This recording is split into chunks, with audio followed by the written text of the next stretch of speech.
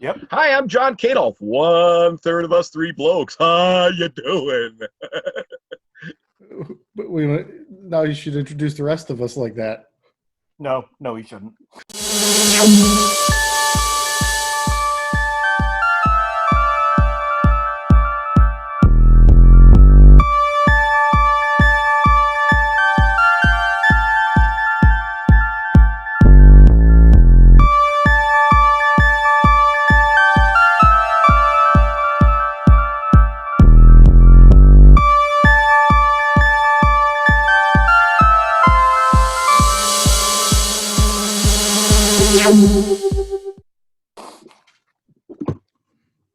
I'm Hi. there, girl. Oh, sorry. No. Go ahead. Hi, I'm Dave Nesbitt. I am a Calgary Flames fan and also another member of Us Three Blokes. And I'm apparently some kind of a leprechaun. This week's film is Coherence, which I'll just say it right now. Squishy approved. Yes. That's the very definition of squishy. Yes. A group of friends. Sorry. John is just simply altering reality by existing, which is pretty much his thing. I've got to give him points. Oh, boy. Coherence. Right. A group of friends gather together for a dinner party, and there's a comet going overhead, and things begin to get weird. Yeah. reality is altered. They kind of run into various versions of themselves. It's really hard. It's like Not even. I'm sorry, Dave. Did you see that? Did you see what he was doing? it's gonna be one of those days. It's one Let's of those face it, things. let's face it, after the week everybody has had, for no reason, sitting around watching the news, let's just get goofy as fuck. I don't know. Yeah. Okay. Sorry, I'm so sorry. I'm calling for a little decorum. Stop.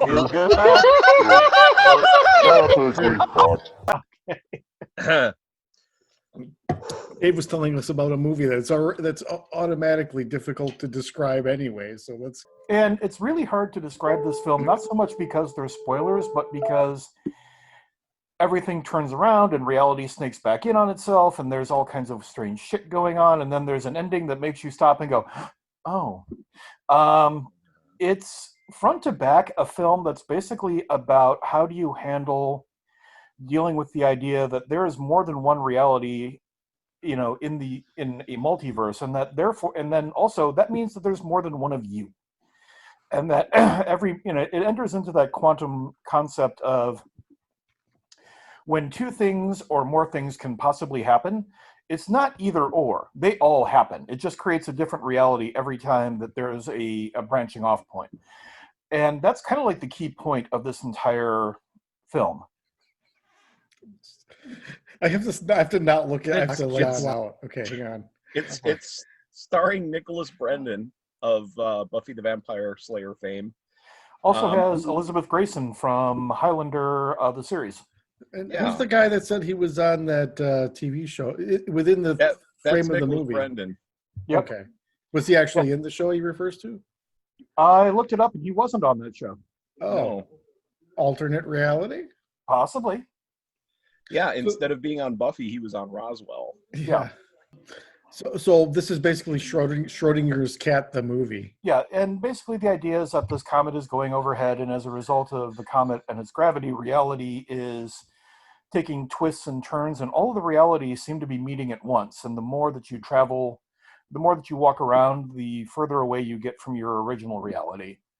And that's basically the best way to describe it. It's a film it's that very rare film that in order to understand it, you actually kind of have to experience it. If we try to explain the twists and turns in there, it won't make any sense until you actually see what's going on. There's this movie called Plus One. I don't know if you ever saw that one. No, I haven't.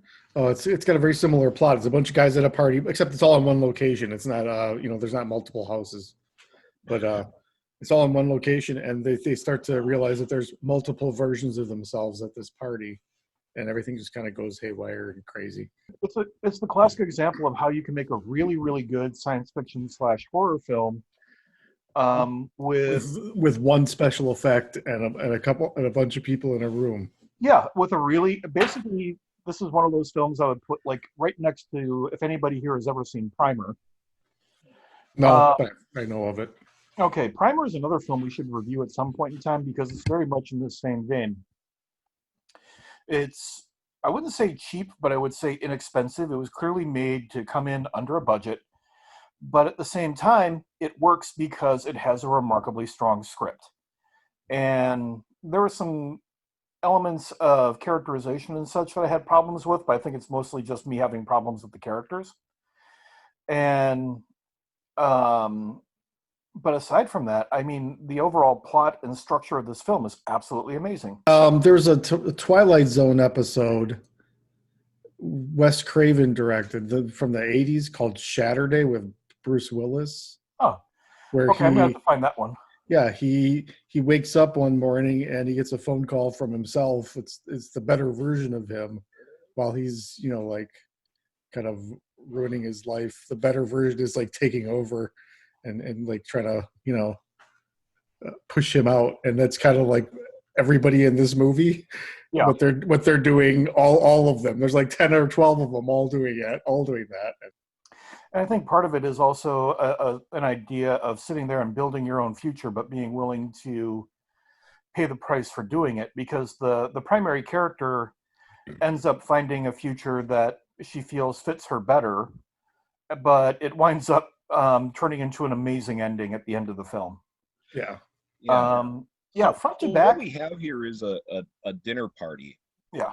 And amongst friends, and at least one of them who is really not a very liked guest, this girl, and who used to be the girlfriend of one of the host's boyfriends, but is now with someone else in the group. Yeah. We don't have to agree about spoilers, but there's a comment going over. Yeah, there's spoilers. Always. That's what we do. Go ahead. Have a thing, we're here to spoil it. That's what we do. Yeah. Go ahead.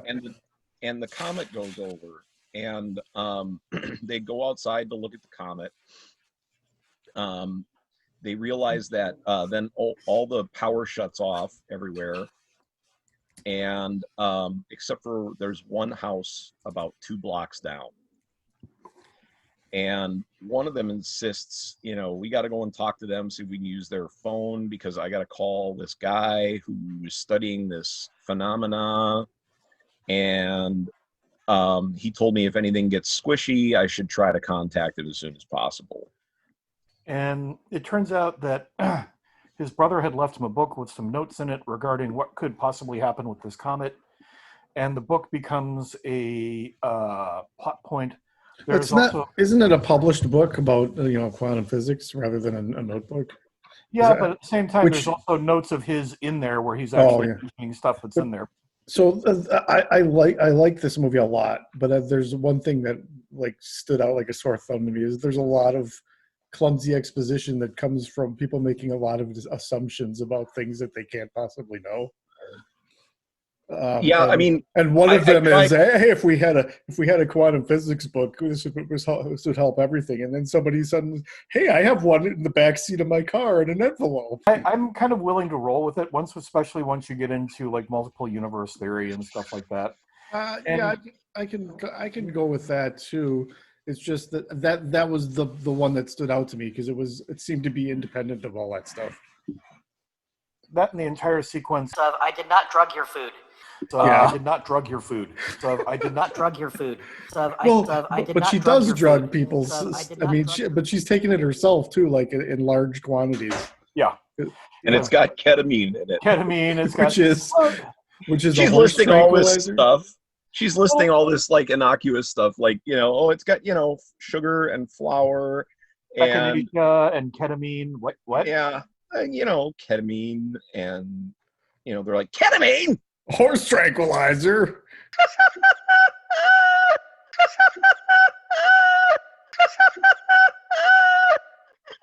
So yeah, Oh, I'm so sorry, but this is like the first time I've actually really laughed this week. Um, Go ahead. Somebody I take it think from it's here for a little actually bit. fairly easy to follow, even though it's convoluted. And I mean, technically convoluted. I mean, there's a lot going on, is basically all I mean by convoluted. But I mean, as far as soon as they bring up Schrodinger's cat, everybody knows the thought experiment. If you have a cat in a box with a vial of poison, um, is the cat alive or dead? It's both until you open it up and the observer changes the outcome by observing. Um, that's sort of what this movie is, where they realize they're in a Schrodinger's cat situation and they want to be the first one to look so that they can affect the outcome of what's happening to them. Yeah. Which is I was thinking through the whole thing, everything would be better if they would just kind of like not only do anything, but maybe get in the car and go 1,000 miles away. Yeah. But Basically, I was messaging Dan when I was watching the film saying, this would have been a completely different film if it had been a group of fellow nerds, geeks, gamers, etc. Mhm. Because the second that it all started to get particularly weird, we would all be sitting around going, okay, now then, in quantum physics, it says, and we'd all be sitting there going, yeah, that's right. Okay, cool. Anybody got a beer? Let's hang out. Right. I would be Yeah. hanging out with my other self and just chilling, Yeah. Like, what's going on in your life? Hey, Ketty. Yeah. This movie probably has one of my favorite lines of any movie, and I can't imagine that when the guy said it, he would think that anything else would happen other than getting punched. But he said, "If there's a million realities out there, I've slept with your wife in all of them." Yeah. Oh my That God. was, I'm just sitting there going, wow. And this is why you shouldn't drink, because the second you started drinking, your IQ, which was pretty much up for debate to begin with, plummeted. I was like, and scene. The characters in there are all very fallible human beings. It's like a meeting of the fallible human being club. Great cast. Yeah. Yeah. The cast really does a lot with something that on the surface of it really doesn't seem like a lot, but they really do get you involved and interested in the people in there. And I guess the funny part is that the film was actually shot over like 5 days at the director's house. That's His comment cool. was that there were actually more actors in the film than there were members of the crew. It must have been difficult to block. Yeah, because you're sitting there trying, like, especially in a dining room scene when you're trying to do moving camera shots. So doing camera rehearsal in there had to be interesting. Yeah. Now I wonder if Nick Brennan's brother was in it, because he has a twin brother, and a lot of people that cast him use his brother as his doppelganger. So I wonder if that was the case, because he usually goes uncredited when he does appear. There were 3 movies that year. Plus One was the other one, looked like this, and there was another movie, Upstream Color, which doesn't have any sort of it doesn't have any plot things like this, but it has a very similar tone where it's just where you could look at it and say there's no real reason for these people to be terrified, but you can see the anxiety building. Yeah. I mean, these are people who clearly have never had to deal with a whole lot of genuinely weird shit in their life. Yeah. I mean, if they had taken acid at least once, they all would have been fine.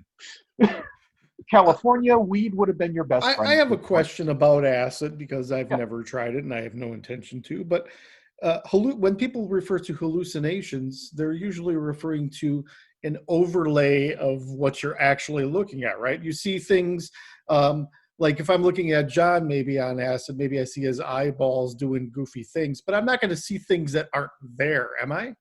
Like I'm not going to. My weirdest acid experience still is a moment I wish, on the list of reasons why I wish I would have a time machine. I would love to watch myself when this all happened.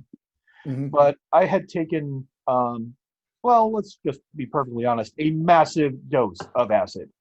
The stuff was triple dipped, which meant that every tab you took was a triple dose. So, of course, me being me, I took 2. And then, I'm sitting, and of course, if you've ever done acid, anything that you take after that is a waste of perfectly good drugs. But I was drinking. And eventually I was like, this is way too, I'm at a party and I'm like, this is way too much input. I've got to go. So I went back over to my friend's apartment and I walk up, and they were still back at the party, so there was nobody home. I was so I walk up, go through the security door, walk up to their apartment, unlock the door, and walk right into the door. Mm. The door hadn't opened. I'm like, what the fuck? So I sit there and I try to unlock the door again. And I can feel the tumblers turning and everything. Goddamn door will not unlock. Hmm. And I'm like to the point now where I'm shaking the door so hard that I thought for a minute there that I was literally going to pull it off its hinges. And then the smart part of my brain opens up and says, hey, have you forgotten you are on a massive dose of LSD? So here's what you're going to do. Walk away, walk through the security door, hang out for about 5 seconds,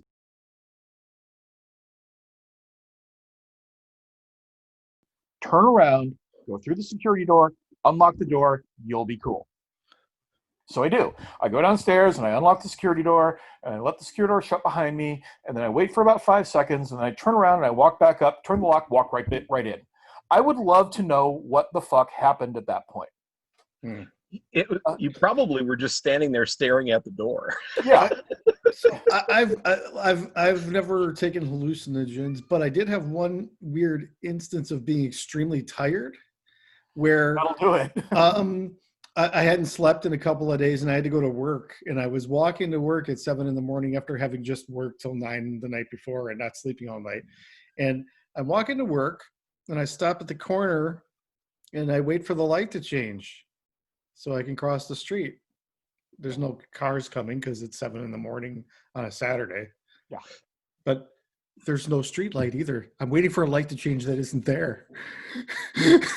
Now, I don't think I saw the street light, but my brain was waiting for the light to change regardless. You're sitting there going, I'm at a corner. There should be a street light. Your brain filled in the blank.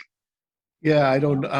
So is that a hallucination? Because I don't know if technically if I saw the thing that wasn't there, but my brain was behaving as though it was there. You know, that's pretty much the textbook definition of a hallucination. Your brain coughs up a thing in the reality that doesn't actually exist in that reality, but sure as shit exists in your mind. It affected my behavior, so it may as well have been there. Yeah.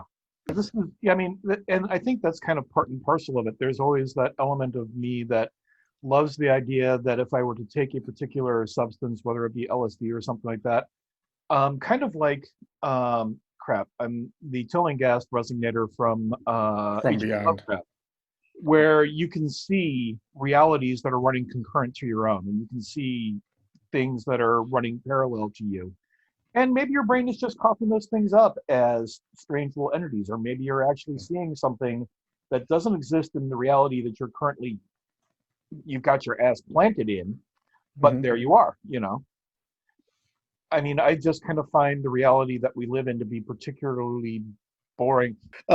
So my question to Dave, to reiterate it, maybe to help clarify for our viewers and for us, the rest of us, what Dave means by squishy, because we have a general idea that he likes, that he applies the squishy label to movies that are messing with reality and things like that. But I'm curious if the mere fact of messing with reality is enough, or if he actually would like to see reality messed with in a benevolent way.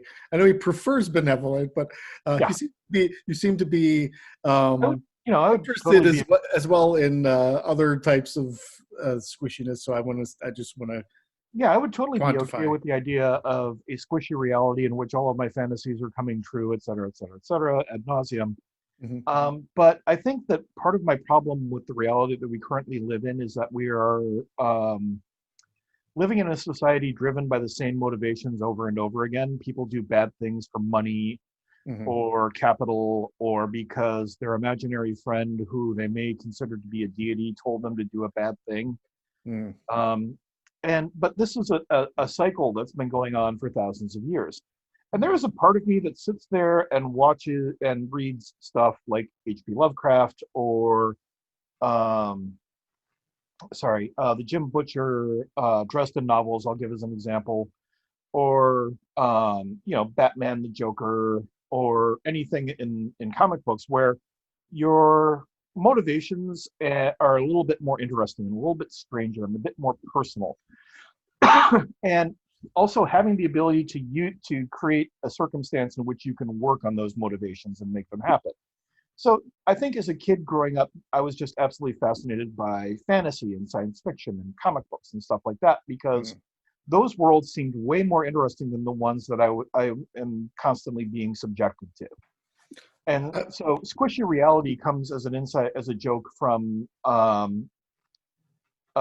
Mage the Ascension game that we all played in years ago, where somebody made the comment of, this is all very boring and we should make reality way, way more squishy. And I went, we're sticking with that. We're going with that. And it's become my technical term for the desire to sit there and make reality a little bit more flexible and to bend it and to twist it, make it a bit more gelatin and a bit less concrete. Well, I think an argument could be made that reality is already squishy to a degree, because all someone has to do is introduce a thought into the into the biosphere, and all of a sudden you have idiots storming the Capitol, for things that are fiction. They're really just fiction. So we're already squishy. Maybe using squishiness to try to create a reality that's not so fucked up would be a great thing. I would be totally cool with that. If I had the ability to squish reality as I saw fit, I would make things suck a lot less for everybody. Let's make the whole world into this strange kind of like bizarre psychedelic playground. I'm in. All over it. I'm also a firm believer that the world's not colorful enough. Everybody makes their houses white, trust. The day that I buy a house, I'm gonna make sure it's in a place without a homeowners association, so I can sit there and go, my house is going to be a dark purple. Fuck you. Well, I love the Kill Bill Volume 1 house where every room is a different color. The living room's green and the kitchen is a different bright color. That's kind of how our house in Somerset was. We had that one room that was all dark red. We had one room that was blue. We had one room that we were going to paint purple. So I get you on that. So yeah, so I would like a squishy reality too, Dave. Yes, I would say that Coherence is Mythos approved. It fits enough of the criteria where there is an altering of reality, and all of the guests at that dinner party become investigators. And the comet kind of adds to it too for me. I don't know. Right. That the comet is a MacGuffin, but it totally works. Mm-hmm. Yeah. I mean, that very well could have been Azathoth or Nyarlathotep or some one of the other gods that can really screw with you and reality and your perceptions and stuff like that. So yeah, I would say it's Mythos approved as well. Wow. So 2 out of 3 is not bad, as Meatloaf would say. But it doesn't get sleazy. It's not sleazy enough for me, even though, like I said, it does have the coolest line of a movie in years. If there were a million realities out there, I've slept with your wife in all of them. But, I think it would be worth getting punched over saying something like that. We're good. So Coherence. Coherence. Totally a press play for me. Totally a press play for every version of me, except for that one in Baltimore. Yeah, fuck that guy. Yeah, totally a press play for me. I enjoyed it thoroughly. I thought that the for the most part, the acting was very good. My kudos out to Nicholas Brendan, who I thought did just a fantastic job being a human actor. And what I mean by that is he adds reality to it. Oh, I thought you were going to say, well, he could have been a dog actor or a cat actor. No, it's just, in the opening scenes when they're all just kind of sitting and talking in the kitchen, it was all so genuine. It was as if we were maybe watching a dinner party that was just recorded and put up on YouTube. I'd say that if my dinner with Andre had been like this dinner party, even before the things went wrong, it was an interesting dinner party and I enjoyed the conversation. Yeah. So yeah, great. Some great acting ability, other not so convincing acting ability out in the movie, but I thought most of it was very good. I thought all the acting was good. Some of the dialogue that they were given probably was not the easiest to deliver. And I think that that's probably what it was, because when you are given dialogue that is disingenuous. It's hard No, to deliver it in a genuine exposition is never fun to deliver as a writer, Yeah. or and there's a lot of exposition just by the nature of the story.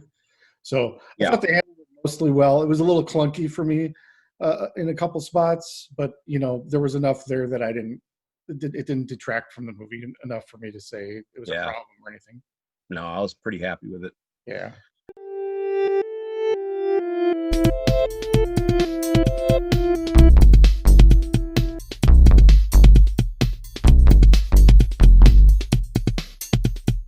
I did not drug your food.